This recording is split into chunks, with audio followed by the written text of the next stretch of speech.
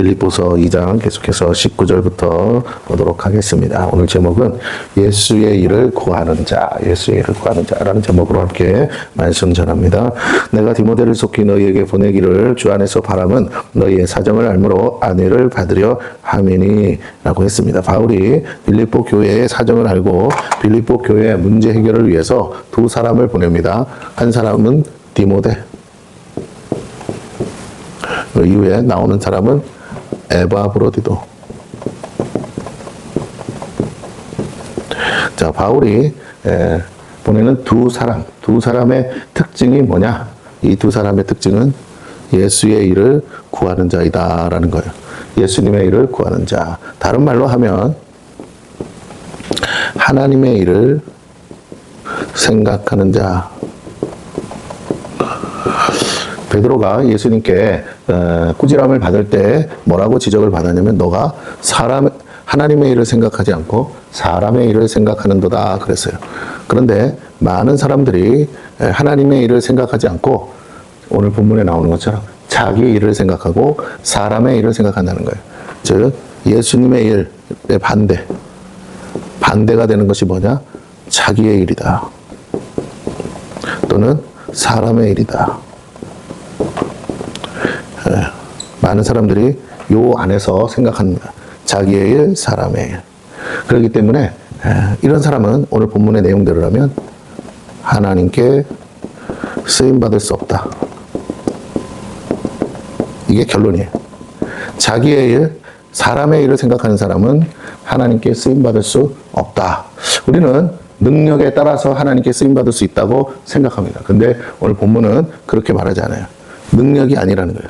우리는 자꾸 능력을 가지고 생각하는데 능력이 또는 자질 이것도 아니라는 거예요. 하나님께 쓰임받는 데 있어서 가장 중요한 건 그 사람이 평상시에 무슨 생각을 하는가 생각에 의해서 결정된다는 거예요. 그가 자기의 일을 생각하고 사람의 일을 생각하는 하나님은 쓰실 수 없고 하나님께 쓰임받을 수 없다라는 다르게 말하면 하나님이 쓰실 수 없어요. 왜 쓰실 수 없느냐? 이 사람이 자기 일을 사람의 일을 생각하기 때문이기도 하지만 중요한 건요. 이 부분을 이해를 못하면 자꾸만 하나님이 차별한다고 생각해요. 그렇게 완전하게 일하는 사람이 어디 있습니까? 그러면 그런 말이 아니에요. 우리는 자꾸 그런 식으로 해석하는데 하나님이라는 분을 이해하지 못하고 하나님에 대해서 잘못 알고 있기 때문에 자꾸 우리 인간적인 생각으로 자꾸 성경을 보고 해석하는 거예요. 하나님은 사람이 아니에요. 하나님은 신이라고. 그래서 늘 말하지만 절대 인격이라고요. 늘 또 한 가지 얘기하는 것은 뭐예요? 하나님은 우리의 자유의지를 넘어서 일하지 않는다라는 거예요. 그래서 어떻게 해요? 우리가 하는 모든 일에 대해서, 모든 것에 대해서 존중하신다라는 거예요. 어떤 결정이든 하나님은 절대 인격을 가지셨기 때문에 뭐라고요? 우리가 하는 모든 일을 존중하세요. 그래서 자유의지를 넘어서 일하지 않으세요. 자기 사람의 일을 생각하는 사람의 문제가 뭐예요? 하나님의 일을 생각하지 않기 때문에 하나님이 쓰고 싶어도 쓰실 수 없는 이유가 그가 뭐라고요? 이 사람들이 하나님의 일에 동의하지 않는다는 거예요. 동의하지 않는다. 무엇에 대해서 동의하지 않아요? 우선순위에 대해서 동의하지 않아요. 또 가치에 대해서 동의하지 않는다는 거예요. 무슨 말이냐? 이게 제일 중요해. 자기 일보다 중요한 일이 없어. 그래서 하나님이 쓸 수 없고 하나님이 쓰시지 않는다는 거예요. 그러니까 하나님은 쓰고 싶어 해. 이 사람이 능력이 많으면 당연히 더 쓰고 싶겠죠. 그러나 그는 자기의 능력으로 자기의 일만 생각하고 사람의 일만 생각하기 때문에 자기의 유익만 생각하기 때문에 하나님의 일에 대해서 얘기를 하셔도 그 자신이 동의하지 않아. 우선순위가 바뀌지 않아. 가치관이 항상 어디에다가 무게중심을 둔다고요? 자기의 사람의 일에 두기 때문에 항상 뭐예요? 하나님과 어떻게 될 수 있냐? 하나님을 대적하게 돼 있어요. 하나님과 다툼이 있어요. 충돌이 있어요. 대표적인 인물이 누구라고요? 베드로. 예수님 앞에서도 뭐라고 그래요? 와, 그럴 수 없습니다. 말도 안 됩니다. 예수님한테 대들잖아요.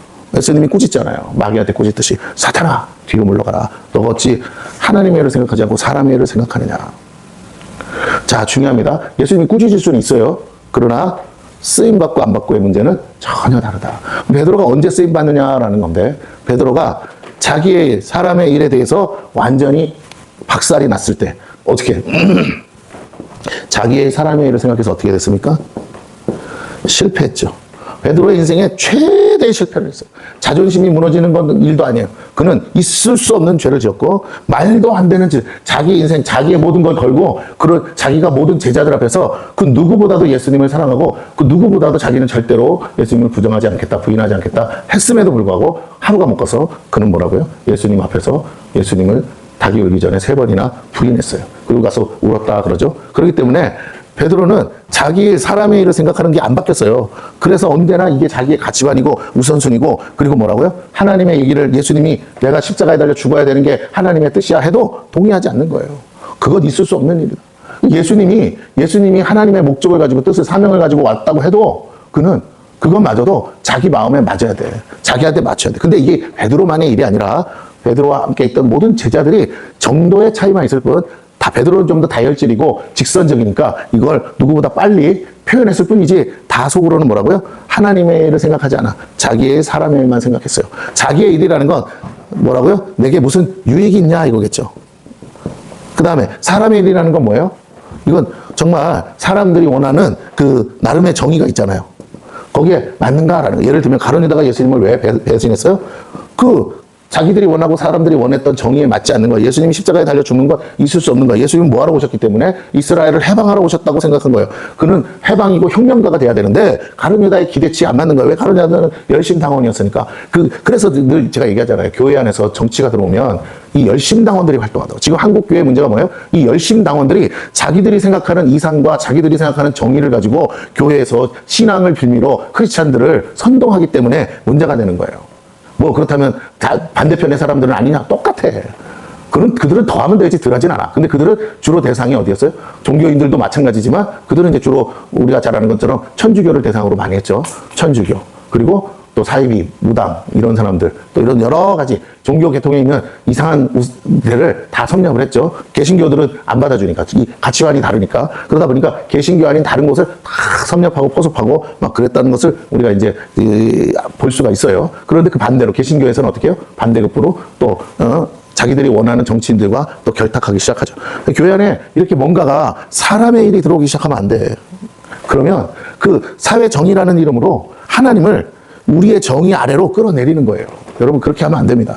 하나님이 정의야. 하나님이 공의예요. 절대적 선이에요. 그렇기 때문에 하나님이 멸하기로 작정하면 내 입장에서는 말도 안 되는 거야. 내 입장에서는 어떻게 하나님이 그럴 수 있냐는 거야. 불공평하다. 그럴지라도 그건 네 생각이고 하나님이 옳으신 거예요. 내가 보지 못하는 것을 하나님은 알고 계실 뿐이에요. 은밀한 중에 짓는 죄들을 하나님은 알고 계실 뿐이에요.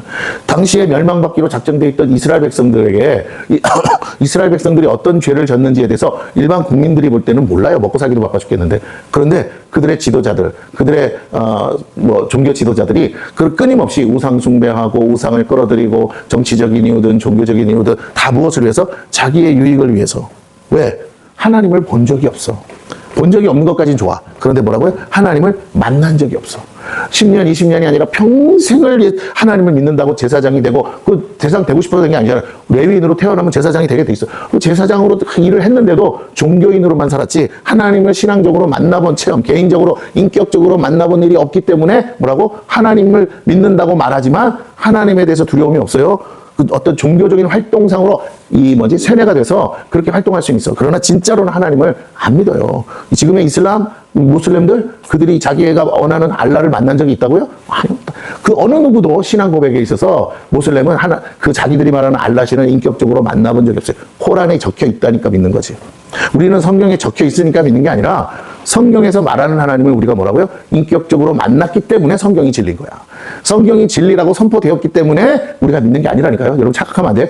이걸 전한다고 누가 진리로 받아들이겠어요? 그게 아니고 여기서 말하는 하나님을 우리가 인격적으로 만났기 때문에 그 제사 뭐라고 그때부터 성경은 진리구나. 그렇다면 나머지 다른 내용들도 하나님의 말씀이라면 우리가 그 제사 뭐 할 수 있다? 믿을 수 있구나. 그래서 항상 바울이 뭐라고 해요? 내가 전하는 말이 아니고 너희가 뭘로 믿었다고요? 믿음이 어디서 왔다고? 성령의 나타남과 능력으로 믿었다. 교회를 다닌다고 신앙인이 아니에요. 그들이 천국 가는 게 아닙니다. 교회를 다니지만 하나님을 못 만나면 교회 안에서는 장로도 될 수 있고 권사도 될 수 있고 때로는 목사도 될 수 있어요. 그러나 자기 평생에 하나님을 인격적으로 만나본 경험이 없는 사람, 체험이 없는 사람은 어떻다고요? 인격적으로 만난다는 게 뭐라고요? 말씀이신 하나님을 만나는 거예요. 기록된 말씀을 묵상하다가 그 말씀이 글이 아니고 그 말씀이 지식이 아니라 그 말씀이 곧 내게 하나님의 음성으로 들리고 하나님으로 만나지는 경험이 있어야만 그게 진짜 인격적인 거예요. 예, 뭐 어디 가서 기도받고 병 낫는 걸 얘기하는 게 아니에요. 그것도 있을 수 있지만, 그렇게 해서 시작은 할 수 있어. 그러나, 그렇게 해서 시작했다고 해서 그가 하나님 만난 게 아닙니다. 병 고침받은 거, 죽은 사람 살아나는 거 보고, 그냥 안진뱅이가 일어나는 거 봤다고 해서 하나님 만난 게 아닙니다.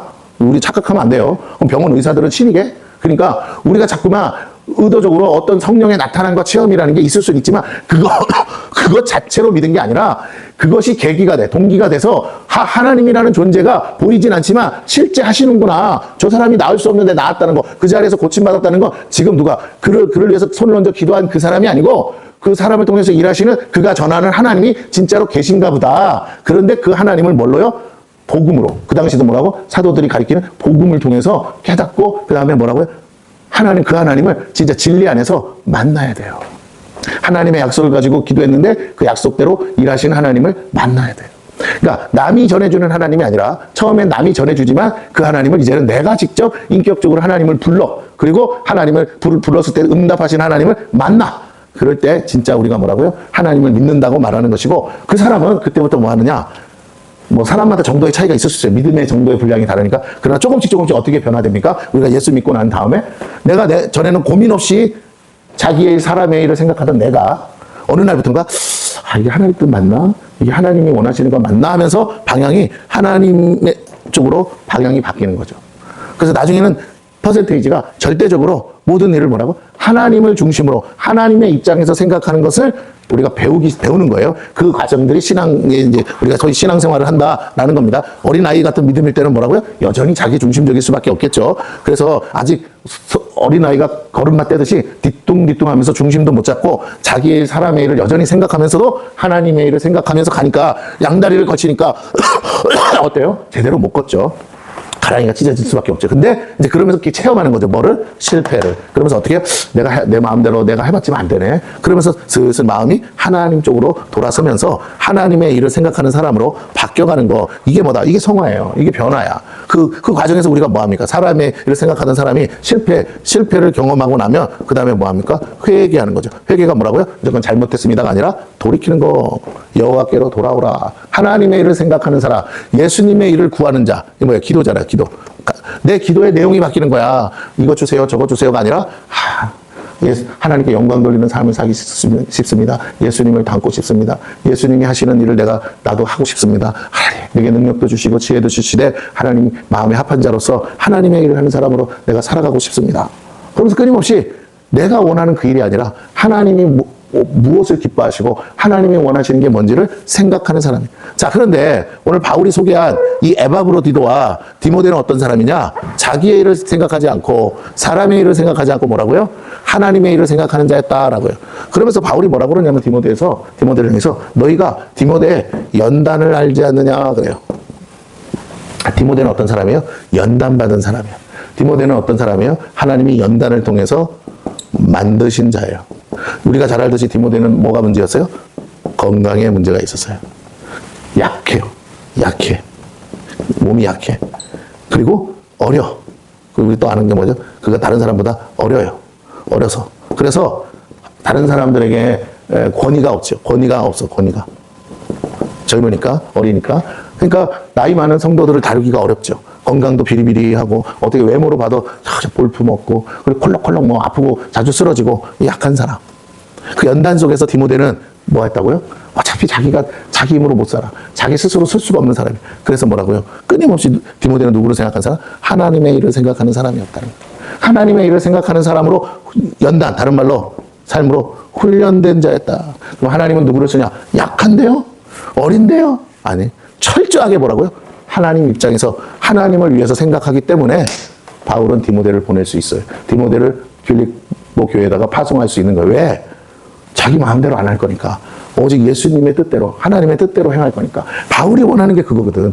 내가 뭐라고 시켜서가 아니라 정말로 뭐라고요? 하나님의 입장에서 생각하고 하나님의 입장에서 말하고 하나님의 입장에서 그 빌립보 교회를 가르치고 바르게 잡을 거니까 동시에 똑같이 누구를 보냈다? 에바브로디도를 보냈어. 에바브로디도는 누구냐면 에바브로디도는 빌립보 교회가 파송한 사람이에요. 빌립보 교회에서 파송된 사람. 자, 이 사람은 빌립보 교회에서 인정받은 거예요. 그리고 이 사람은 신뢰가 있죠. 교회에서 인정과 신뢰를 받은 사람이에요. 그럼 뭘 맡겼는데? 돈을 맡겼어. 그래서 누구에게 주라고? 바울에게 주라고. 바울의 선교비를 맡긴 사람이에요. 자, 그가 중간에 떼어먹으면 어떡하려고? 그러니까 믿을만하고 신뢰가 된다니까요. 이미 이 사람은 교회 안에서 인정받고 신뢰받은 사람이야. 그 사람은 하나님의 일을 맡겨도 믿을 만한 사람이었다라는 거예요. 그래서 파송됐어요. 근데 거기서 끝나지 않고 바울이 어디에 있었습니까? 옥에 있었죠. 그러니까 옥중에 있는 바울을 섬겨요. 바울을 섬김. 옥중에 있는 바울을 섬겨. 떠나지 않고 돈만 주고 딱 돌아간 게 아니라 바울이 옥에 갇혔다는 걸 아는 순간 그 바울을 옆에서 섬겨. 근데 문제는 뭐냐? 에바브로디도가 그만 이 섬기는 과정에서 병이 들어. 근데 어떤 병이야? 생명의 위협이 있는 병이야. 목숨이 위태로워. 그런데도 어떻게 했다? 그 와중에도 바울을 섬겼다. 그러면 이 사람은 무슨 생각을 하고 있다? 오직 자기 몸을 돌아보지 않잖아. 자기를 생각하지 않고 뭐 했다고요? 하나님의 일만 생각한 사람이다. 죽으면 죽으리다. 근데 하나님이 뭐라고요? 그 와중에 은혜를 베풀어서 어떻게 했습니까? 치료하십니다. 고침받아. 그러니까 이제 거꾸로 어떻게 합니까? 바울이, 야, 지금 교회가 상당히, 나도 에바브로디도가 옆에 있으면 너무나 든든하고 좋은데, 그런데 에바브로디도가 병들었어. 그래가지고 죽을 고비를 넘기고 이제 살았는데, 내가 보니 내 옆에 뒀다가는 제명에 못 살 것 같고, 그리고 에바브로디도 교회를 사랑하기 때문에 어떻게? 내가 돌려보내줄게. 그래서 다시 빌립보 교회로 파송합니다. 그 교인이지만, 그 교회 사람이지만, 다시 돌려보내면서 원하는 게 뭐냐? 이 에바브로디도가 누구보다 너희를 사랑하고, 그리고 복음을 위해서, 그리스도를 위해서 이렇게 나를 목숨 걸고 생명 바쳐 섬기는 사람, 이만한 사람이 없다. 자기 몸을 자기를 생각하지 않고 오직 주의 나라와 의를만 생각하는 이런 사람을 내가 나만 갖고 있겠다고, 나 좋다고 내가 데리고 있는 거 너무 아깝다. 이런 사람이 바로 어디 있어야 된다? 니네 교회에 있어야 된다. 그래서 어떻게 해요? 마치 교회의 장로와 같이, 교회의 장로와처럼 그 교회를 바로잡은 치리하는 자로, 얘가 없으니까 교회가 막 시끌시끌한데 내가 에바브로디도를 너희가 모두 다 인정하는 사람 아니야? 내가 다시 돌려보내 줄 테니까 얘 말 잘 들어. 그래서 뭐라고 하냐면 이런 사람을 뭐라고 하냐? 영접하라 그래요. 그리고 어떻게? 존귀 여기라 그럽니다. 영접하고 존귀 여기라. 어떤 사람이 영접을 받을 수 있어요? 예. 자기 일을 생각하지 않고 하나님의 일을 생각. 어떤 사람이 하나님 나라에서 존귀 여김 받습니까? 오직 하나님의 일만을 생각하는 자를 존귀 여김 받는다. 그래서 다 본문을 다시 보면 이렇게 말합니다. 자, 디모데를 보내는 것이 내가 안위를 받는 것이다. 그러면서 20절에 이는 뜻을 같이하여 그럽니다. 뜻을 같이하여 너희 사정을 진실히 생각할 자. 디모데가 지금 뭐라고요? 너희 사정 그럽니다. 너희 사정, 교회 사정. 예? 그 빌립보 교회 사정. 너희 사정을 어떻게 진실히 생각할 자. 이 진실이 생각한다는 게 뭡니까? 결국은 자기 일처럼 생각하는 거죠. 자기 일처럼 생각. 이 디모데는 너희들이랑 뜻을 같이 해서 뭐 한다고요? 자기 일처럼 너희 사정을 생각해서 일해줄 사람이 뭐라고요? 바울이 뭐라고 말합니까? 이 밖에 내게 하나님이 있지만 아무리 뒤져봐도 디모데만큼 뭐라고? 진실이 생각할 사람이, 자기 일처럼 생각할 사람이 뭐라고? 없다. 그러니까 디모데는 교회 일을 어떻게 한다? 하나님의 일을 온전히 하나님의 입장에서 생각하는 사람. 그래서 부연 설명으로 이렇게 말합니다. 21절. 그들이 다 뭐라고요? 그들이 다 자기의 일을 구하고 그리스도 예수의 일을 구하지 아니하되 그럽니다. 다 자기 일을 구하고 그리스도 예수의 일을 구하지 않는데 그 중에 누구는 디모데는 어떻게 그렇게 할 수 있느냐? 그랬더니 설명이 뭐라고요? 그가 하나님 앞에서 연단 받은 건 너희 알지? 디모데의 연단을 너희가 안 하니. 그러므로 오늘 우리가 받는 연단, 우리 안에서 있는 고난, 그리고 우리가 가지고 있는 약점, 이게 다 뭐라고요? 하나님께서 우리에게 허락하신 거야. 왜? 오직 자기 일을 생각하지 말고 하나님의 일을 생각. 하나님은 결국 이 연단, 고난, 약점 왜 허락하셨다고요? 주가 쓰시기 위해. 근데 어떻게 쓰기 원하신다고요? 능력 많고 실력 많은 거 아니, 그건 아무 능력 필요 없어. 왜? 우리는 기도의 특권을 가졌기 때문에 우리가 기도하면 하나님이 움직여요. 하나님을 움직일 수 있는 사람이어야 되는데 하나님은 어떤 사람의 기도에 응답하시냐? 하나님의 뜻대로 구하는 자에게. 그러니까 뭐라고요? 하나님을 쓰시기 위해서, 기도의 동역자로 쓰시기 위해서. 왜? 하나님은 어떻게 일하신다고요? 하나님 그랬잖아요. 자유의지를 안 넘는다. 그러니까 하나님은 어떻게 우리가 구해야 주신다 그랬잖아요. 하나님은 기도를 통해서 일하시기 때문에 하나님이 일하기 위해서라도 누굴 찾냐면 기도할 자를 찾으세요. 그래서 하나님 뭐 하신다? 우리를 쓰시기 위해서 연단과 고난과 약점을 허락하신다. 그러니까 우리가 이런 연단, 고난, 약점 앞에 뭐 해야 된다? 불평, 원망 하지 말아야 된다. 여러분, 이거는 우리를 단련하시기 위한 하나님의 과정이다. 신앙의 그 풀무불에 들어가는 하나의 과정이야. 이걸 통해서 뭐 하신다고요? 우리 안에 불순물을 제거하신다. 그랬어요. 그 불순물이 뭐라고요? 자기의 일, 사람의 생각, 이런 것들을 뭐 하신다? 다 빼기를 원하신다라는 겁니다. 그래서 이렇게 말합니다. 자식이 아버지에게 함같이. 자식이 뭐라고요? 아버지. 아버지에게 하는 거는요, 마음이 있고 없고 상관없죠. 그러니까 어쨌든 아버지에게 함같이 사랑으로 하는 거니까 나와 함께 복음을 위하여 수고했느냐. 디모데가 어떻게 바울에게 어떤 존재였느냐? 아들 같은 존재였다. 마치 내가 아들이 있다면 내가 낳은 아들도 이만큼은 안 해. 근데 디모데는 나를 아버지같이 생각하면서 오직 내 옆에서 같이 복음을 위해서 수고했어. 그래서 디모데는 항상 이제 교회 파송될 때 목회자로 파송이 됩니다. 그래서 말씀의 사역자로. 이 디모데는 말씀의 사역자로, 에바브로디도는 교회를 바로 치리할 마치 장로와 같은 사람으로 파송이 되는 거예요. 자, 그러면서 23절, 그러므로 내가 내일이 어떻게 될지를 보아서, 내 사정도 있잖아. 근데 이제 그거 제가 좀 정리해보고, 디모데 보내도 아무 문제 없다면 보내고, 그 다음에 어떻게 이 사람을 보내기를 바라고 나도 속히 가게 될 것을 주 안에서. 디모데만 보내서 혹시라도 안 될 수도 있으니까 디모데 보내고 내가 바로 따라갈 거야. 그러면 이제 그 다음에 이 빌립보 교회 성도들이 어떻게 생각했어요? 디모데가 왔어. 그럼 곧 있으면 바울도 온다는 생각이 뭐라고요? 디모데 말을 무조건 듣겠죠. 디모데에게 권위를 실어주고 있습니다. 그러면서 25절. 그러나 에바브로디도를 너에게 보내는 것이 필요하죠. 근데 디모데만 보내면 외부인이잖아. 외부인. 그런데 뭐라고요? 에바브로디도랑 같이 가는 거야. 그럼 에바브로디도가 디모데에서 어떻게 생각하는지, 에바브로디도가 디모데가 바울에게 어떻게 했는지 다 봤을 거 아닙니까? 에바브로디도가 뭐라고요? 일종의 증인이야. 그래서 빌립보 교인들이 디모데의 말을, 목회자 디모데가 하는 말을 들어서 순종하게끔, 그가 하는 말이 그 말이 아니고 바울 선생님이 해주시는 말씀이고, 바울 선생님의 말씀은 곧 예수님의 말씀이니까, 그래서 그 권위 아래서, 영적 권위 아래서 순종하는 건데, 그 말 들어야 된다. 그래서 저분이 하는 말 본인이 생각이 아니다 라고 증언해주고 옆에서 거들어줄 사람이 에바브로디도라는 거죠. 근데 그 에바브로디도가 어떤 사람이냐? 그래, 정말 너희한테 필요하다고 생각하는, 빌립보 교회에 지금 필요한 건 디모데도 필요하지만 더 중요한 건 에바브로디도야. 왜? 너희 안에 분란과 다툼이 있잖아. 이걸 조정할 사람은 너희 모두가, 양편이 모두가 신뢰하는 사람이 필요하지 않겠어? 중재자, 중보자, 이게 화평자잖아요. 하나님의 아들이라 일컬음을 받을 자, 피스메이커로서 모두가 인정하는 에바브로. 왜? 이쪽 사람도 돈 내고 저쪽 사람도 돈 내서 바울 선생님 선교비 주라고. 그걸 가지고 간 사람이 에바브로디도야. 다른 말로 이 모든 양편에 있는 사람들의 신뢰를 한 몸을 갖고 있는 사람이 에바브로디도예요. 이 사람에게는 신뢰가 있고 인정이 있고, 그리고 더 바울 선생님을 직접 만나고 목숨을 걸고 뭐라고요? 생명 바쳐 섬겼기 때문에 이 사람만큼 믿을 만한 사람이 없는 거죠. 자기들도 못하는 일을 했으니까. 자, 그래서 뭐라고 바울이 서신으로 증거해 줍니까? 이렇게 말해요. 그는 나의 형제요. 이렇게 말해요. 형제요. 그러니까 생명을 같이 나눴다. 형제다. 함께 수고하고 함께 군사된 자요. 그럽니다. 그러니까 군사는 어떻게 합니까? 자기 일에 얽매이는 자가 아니죠. 예. 그러면서 너희 사자로 내가 쓸 것을 돕는 자라. 그렇죠. 너희가 보냈잖아. 내 사자로. 그러면서 뭐라고? 내 쓸 것을 돕는 자. 너희가 붙여준 돈 나한테 보내준 그 나를 돕는 자였잖아. 그런데 뭐라고? 그가 너희 무리를 간절히 사모하고 자기가 병든 것을 너희가 들은 줄을 알고 심히 근심한지라. 그래요. 병들었어요. 그런데도 떠나질 않아. 바울을 떠나지 않고 옆에서 옥중에 있는 바울을 도왔어요. 오히려 바울이 돕고 싶은데 바울은 꼼짝을 못하는 거야. 근데 그 옥중에 있는 바울을 돕기 위해서 열심히 하다가 병이 들어버린. 병이 들었는데도 포기하지 않는 거예요. 자기 목숨을 아끼지 않죠. 27절. 그가 병들어 죽게 되었으나 하나님이 그를 긍휼히 여기셨고, 기도했겠죠. 그뿐 아니라 또 나를 긍휼히 여기서. 만약 거기서 죽어버려봐. 얼마나 바울이 미안하고 괴롭겠어요. 근데 하나님이 긍휼히 여기서 내 근심 위에 근심을 면하게 하셨느니라. 그러면서 그러므로 내가 더욱 급히, 이거 더 놔뒀다가는 큰일 날 수 있으니까 그를 보낸 것은 너희로 그를 다시 보고 기뻐하게 하며, 그렇죠? 다시 보면 기쁘죠? 그리고 어떻게 해요? 내 근심도 돌려하미니. 옆에 뒀다가 자꾸 안 좋아지니까 돌려보내야겠다. 어차피 내 사람 아니니까 그래서 교회로 돌려보내는 게 맞겠다. 다시 말할게요. 내 옆에 붙여줬지만 내가 필요한 사람이 아니고 그 교회가 정말 필요한 사람이니까 나는 절대로 욕심 안 내고 돌려보낸다. 그리고 29절에 이렇게 말합니다. 이러므로 너희가 주 안에서 모든 기쁨으로 그를 영접하고 또 이와 같은 자들을 어떻게 하라고요? 존귀히 여기라. 어떤 사람? 자기 일을 생각하지 않고 하나님의 일, 예수님의 일을 구하는 자. 그래서 30절에 마지막으로 딱 도장을 찍어주죠. 뭐라고요? 그가 그리스도의 일을 위하여 죽기에 이르러도. 그 그리스도의 일이 뭔데요? 바울 선생님 옆에서 거두는 게 그리스도의 일이야.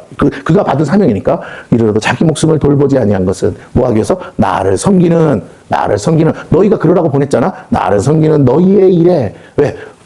에바브로디도는 혼자 왔지만 혼자가 아닌 거예요. 왜? 빌립보 교회 전체가 대표로 보낸 거니까 내가 나의 사적인 일로 온 게 아니라 나는 교회의 공적인 일로 온 사람이에요. 그래서 내가 아프다고 핑계대고 어쩌다고 핑계대고 그럴 수가 없습니다. 우리 성도 한 사람 한 사람이 해야 할 일을 내가 그 짐을 다 떠안고 왔습니다. 바울 선생님 나보고 오지 말라고 하지 마세요. 나 아픈 거 알지만 그래도요 저는 죽으면 죽었지 내가 교회에서 나한테 주어진 사명 나 감당해야 됩니다. 그러니까 바울도 얼마나 안타까워요. 오지 말라는데도 자꾸 와서 거들고 막 챙겨주니까 챙겨줘도 부담스럽잖아. 그러는데 그 정도로 했다는 거죠. 그러면서 나보고 오지 말라고 그러면 저는 죽어버립니다. 이런 마인드는 어떡하겠냐. 근데 그렇게 온 거죠. 그래서 나를 섬기는 너희의 일의 부족함을 채우려 함이니라.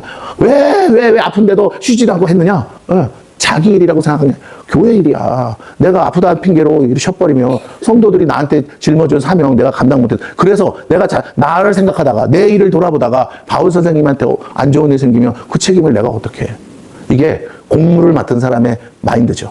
공무원들에게 요구하는 거 아니겠어요? 소방관이 불이 무서워요. 그러면 소방관 하면 안 되지. 옷을 벗든가 월급은 받으면서 뭐라고요? 불이 무서워요. 이러면 안 되잖아요. 불 속에라도 뛰어들어서 내 새끼 건져내라고 월급 주고 나라에서 세금 가지고 먹여 살리면서 어떻게 해요? 훈련시켜가지고 보내는 건데 생명을 건지라고. 근데 불이 무서워 이래가지고 되겠냐고요. 오늘날 그 도둑놈이 갔는데 경찰관이 보고는 난 도둑이 무서워요. 그리고 도망가면 되겠냐고.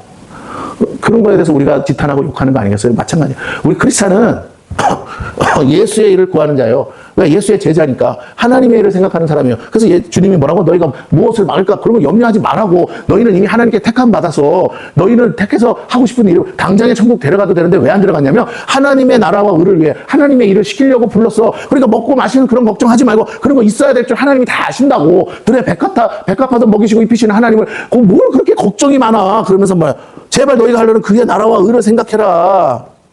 그러면 어떡한다고요? 이거 제대로 생각하는 사람에게 뭐라고 나머지? 네가 구하는 거 덤으로 다 준다고. 여러분 소방관이 자기 먹고 살 궁리하고 염려하고 그짐하고 있으면 됩니까? 불이 안 나도록 눈을 부릅뜨고 어디서 불 나는가 그거 찾아야지. 경찰관은 어디서 도둑놈이 활동하는가 그걸 눈을 부릅뜨고 순찰을 돌고 해야지. 피곤하다 어쩌다 그러면서 쉬고 돌고 안 돌고 띵띵거리고 훈련받을 거 안 하고 그리고 가가지고는 불 속에 들어갔다가 지가 제대로 할 줄 몰라가지고 그냥 불 화염에 쌓여서 사람을 건지기는 그냥 지가 불 속에서 죽어버리면 어떡하냐는 거예요. 여러분 우리는 영혼을 건지기 위해서 하나님께서 이 땅에다가 두셨는데 우리는 맨날 무슨 걱정하냐. 먹고 사는 걱정 세상 걱정만 하고 산다는 거예요. 그런데 하나님은 왜 넌 아직도 그러고 사니? 예수 믿는데 하나님 살아계신데 왜? 하나님은 인격적으로 못 만났거든. 하나님은 인격적으로 만나면 하나님을 진짜로 내가 눈으로 보듯이 대면하면 욥의 말이 고백이 맞아. 내가 귀로만 들었었는데 뭐라고요? 하나님은 이제 눈으로 배웠나이다. 손으로 만진 것 같다. 그러면서 하나님을 만나니까 그렇다고 욥이 하나님을 본 게 아니에요. 여전히 하나님을 말씀을 들었지. 근데 하나님의 음성을 직접 사람을 통해서 들은 게 아니라 하나님의 지식은 알고 있었어. 그러나 하나님을 직접 대면해 본 적은 욥에게 있어서도 단 한 번도 없어요. 그러니까 욥은 종교인으로서는 굉장히 탁월해. 근데 신앙인으로서는 한 걸음도 못된 사람이야. 근데 그가 진짜 마지막 하나님을 진짜 대면해서 만나고는 딱 입이 봉해지면서 내가 지금까지 헛소리 했군요. 내 삶에 이런 연단, 고난 이런 거 다 하나님이 하신 일이 맞다면 다 옳은 거예요. 내가 어설픈 짧은 대가리로 그 천지 우주 만물을 창조하신 하나님과 나를 견주어보고 나를 재보고 내 생각이 어디가 틀렸냐 그런 말을 하는 자체가 그래요 하나님 내가 잘못했군요. 하나님 앞에서 내가 의로운 척했군요. 용서해 주세요.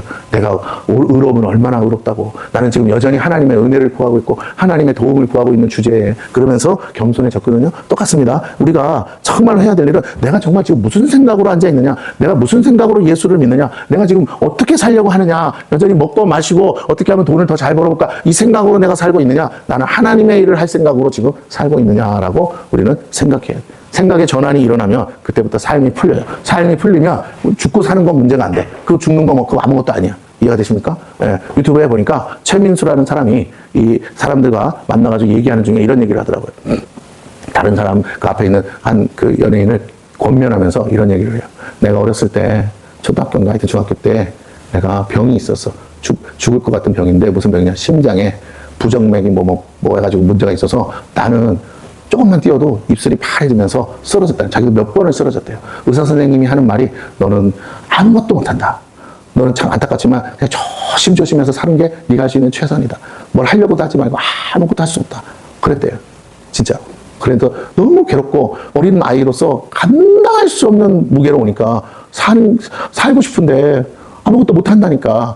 뭘 하려고 하면 나는 죽을 것처럼 자기의 의지와 상관없이 이슬이 파래져서 쓰러지니까 아무것도 하지 마. 그러니까 아무것도 하지 말라고 하고 살으라고 하는 것처럼 참 의미 없는 삶을 살라는 것처럼 괴로운 게 어디 있겠어요. 그런데 그 무거운 짐을 어떻게 해야 돼? 어느 순간에 깨달음이 왔대요. 어느 순간에 어떤 계기로 깨달음이 된 거냐. 죽는 거 이거 나만 겪는 일 아니잖아. 모두가 시간차는 있어. 먼저 가는지 늦게 가는지 차이 있는데 어차피 누구도 피할 수 없는 모두가 겪는 일 아니야? 그러면 내일 죽을 거라면 오늘 하루 내가 멋지게 살다 죽으면 되지. 그러면서 생각을 바꿨대요. 그리고는 죽음이라는 걸 축복으로 생각했대. 내가 지금 겪는 이 아픔도 축복으로 생각했대요. 그리고 나니까 세상이 달리 보이더래요. 바뀌어 보이더래요.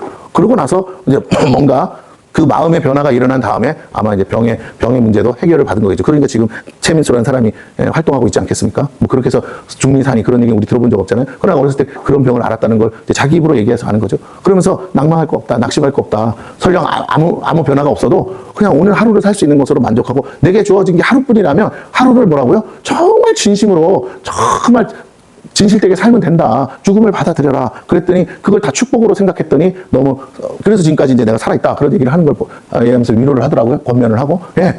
그렇습니다. 우리 삶 가운데 여러 가지 일들이 많은데 우리가 어떤 생각을 하느냐에 따라서 뭐라고요? 완전히 달라져요. 최민수라는 어린아이가 그냥 자기 인생을 좀 다른 각도에서 볼 수 있는 은혜가 있었던 거죠. 그런데 조금 더 깊이 들어가면 이런 거죠. 내가 비록 병이 들었을지라도 내가 그래도 살 수 있다면 살아야 된다면 그 와중에도 내가 해야 할 일이 있지 않을까? 내게 어떤 사명이 있지 않을까? 하나님은 나 같은 자라도 하나님이 쓰기 위해서 나를 살려두신 거 아닐까? 이건 죽을 수밖에 없는 질병인데 근데 왜 나를 죽지 않고 살려두셨을까? 예. 그 자기 사명을 찾는 거예요. 하나님이 나를 왜 이런 곳에 두셨을까? 나를 왜 그런 부모 밑에 두셨을까? 나를 왜 이런 환경 속에 두셨을까? 자꾸 자기 안에서 갇혀서 생각하지 말고 하나님의 관점에서 보고 하나님의 차원에서 나를 왜? 라고 생각하고 하나님의 입장에서 그러면 하나님은 나를 어디다 쓰려고 이러는 걸까 생각하고 묵상하고 하나님께 물어보고 그러다 보면 하나님이요 당연히 나 같은 사람도 쓸모가 있다는 걸 알려주세요. 우리가 잘 아는 송명희 시인 정말 장애인이고 불구자잖아요. 그 사람처럼 아무것도 할 수 없는 사람 없어요. 그런데도 그 엄마가 옆에서 그 송명희 시인이 하는 말 뜨덤뜨덤 하는 말 다 받아 적어주고 손으로 막 개발세발하는 글씨 다시 교정해서 받아 써주면서 그 놀라운 시가 나온 것처럼 찬양이 나오는 것처럼 그래요. 그래서 송명희 시인이 쓴 찬양 중에 제일 유명한 게 뭡니까? 공평하신 하나님. 하나님은 공평하시다. 네. 왜? 나 비록 이럴지라도 뭐라고 남이 못 본 거 나는 볼 수 있고 남이 듣지 못하는 거 나는 들을 수 있고. 네. 하나님이 남들과 다르게 지었는데 이게 불공평하고 이게 불행이고 이게 장애여서가 아니라 나는 남들이 보지 못하는 걸 보고 남들이 듣지 못하는 걸 듣게 하셨다고. 하나님의 음성을 듣는 은혜를 주시고 하나님을 볼 수 있는 믿음의 눈을 주셔서 그렇게 하나님과 누구보다도 하나님과 가장 가까이에서 뭐 솔직히 장애인 일 안 해도 되잖아요. 나라에서도 먹여주니까. 그래서 나로 하여금 온전히 먹고 사는 걱정 안 하고 온전히 그리고 내 혼자서 안 되는데 옆에서 부모님 좋은 부모님 만나서 사랑으로 나를 뒷바라지하는 부모님 있게 해주신 거 감사하잖아요. 누구도 그렇게 못하죠. 자식이니까지 뒷바라지 해가면서 나는 남들이 누리는 기쁨은 못 누리지만 나는 그들이 경험할 수 없는 하나님과의 큰 기쁨을 경험해서 끊임없는 찬양과 주옥 같은 시를 써낸 것처럼 오늘 우리가요 우리에게 주신 상황을 불평하고 원망하는 건 자기 일을 구하는 거예요. 사람의 일을 생각하는 거예요. 하나님의 일을 구하고 하나님의 입장에서 생각해보면 하나님은 불공평하지 않아요. 하나님은 공평하신 분. 너가 다른 사람은 누릴 수 없는 기쁨을 내가 너에게 줄게. 다른 사람이 볼 수 없는 건 내가 보게 해줄게. 다른 사람이 듣지 못하는 음성 내가 듣게 해줄게. 그래서 너는 나를 위한 존재로 내가 쓰려고 하는 일꾼으로 내가 너를 불렀어. 너는 내 일만 하면 돼. 다른 능력 필요 없어. 세상 사람이 가진 능력 필요 없어. 세상 사람들과 비교하지 마. 너는 오직 나의 증인으로 불렀다. 내가 준 이 복음 진리의 말씀 너는 때를 얻든지 못 얻든지 너는 가서 전하기만 하면 돼. 제가 뭔 능력이 있었어요? 돈도 없고 건강도 잃었고 아니야 괜찮아. 너의 입술에 내가 권세를 부어주고 너가 하는 그 전하는 말 속에 내가 성령의 기름을 부어서 듣는 자들마다 다 변화돼서 오는 역사. 너를 보고 오히려 부끄러워서 너를 보고 오히려 위로를 받고 너를 보고 어떻게 뭐라고요? 하나님은 살아계시다고 하면서 오는 역사를 내가 이루어줄게 라고 하나님은 오늘도 지금도 말씀하시는 거예요. 능력 많으시고 위대하신 하나님을 옆에 두고 우리는 자꾸 우리 꼬라지만 보고 우리 입장만 생각하면서 하나님 너무하세요. 나한테는 왜 그런 거 안 해주세요. 나는 왜 이거밖에 안 돼요. 예, 그건 하나님을 몰라서 하는 거예요. 너한테 그거 주면 하나님 안 찾잖아. 너한테 그거 해결해 주면 너는 나 생각도 안 하잖아. 근데 네가 온전히 나만 생각하라고, 하나님만 바라보고 하나님만 자꾸 의지하라고. 내가 그래서 언제든지 부르면 내가 네 손 잡아주겠다고. 너 내가 손 안 잡아주면 한 걸음도 못 가잖아. 근데 내가 손 잡아주면 한 걸음이 아니라 10걸음 100걸음이 아니라 날아갈 수 있어. 내가 너에게 그런 축복을 주려는데 왜 너는 자꾸만 너의 입장만 생각하고 불평하고 원망하며 사느냐라고 하나님이 오늘도 우리에게 말씀하고 계신 줄로 믿습니다. 디모데와 같이 때로는 연단이 우리를 괴롭히는 것 같지만 그걸 통해서 하나님의 주의 일을 온전히 생각해서 하나님 앞에 쓰임받는 존재가 되고, 에바브로디도처럼 정말 목숨이 위태로운 중에도 자기 생명, 자기 일을 생각하지 않고 오직 그리스도의 하나님의 일만 생각해서 생명 바쳐 일하는 존재가 되기를 하나님은 지금도 우리에게 원하시고, 그런 사람들을 찾고 계심을 믿으시기를 바랍니다.